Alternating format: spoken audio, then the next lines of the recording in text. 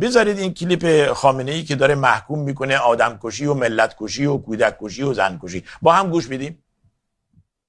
این بی‌حیایی و بی‌شرمی در جنایت و آدم کشی که انسان حیرت میکنه واقعا از بی‌شرمی اینها. برای کشتن مردم غیر نظامی توجیه و استدلال و منطق ارائه میدن، اینقدر بی‌شرمن. برای کشتن بچه های کوچک، کودکان معصوم و مظلوم استدلال مطرح میکنن، اینقدر اینها وقیحند. اینهایی که این جنایت رو دارن میکنن، خب اینها جانیان، مباشرین جنایتن، اما فقط اینها تنها نیستن. هر کسی که از اینها به نحوی حمایت میکند، یا با سکوت خود یا با اظهارات خود و بیانات خود و حرفهای غیر منصفانه خود، در این قضیه شریک جرم. ببینید دو اصطلاح را به کار برد.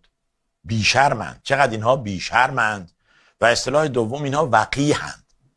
الان خود شما آقای خامنه‌ای با شرمید، با ادبید، یا وقیح ترین وقیحان دنیا ثبت شدید در تاریخ؟ بیشرم ترین بیشرمان دنیا در تاریخ ثبت شدید. این سخنان برای که میگویید؟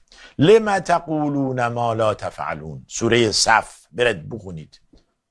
کبر مقتا عند الله ان تقولوا ما لا تفعلون، بسیار گناه بزرگی است اون چیزی که شما میگویید و بهش عمل نمیکنید. در سوره بقره میفرماید اتأمرون الناس بالبر و تنسون انفسکم و انتم تتلون الکتاب افلا تعقلون. آیا عقل ندارید؟ شعور نداری خامنه‌ای؟ کی وقیحه امروز؟ وقیح تر از تو که هست، بیشرم تر از تو که هست.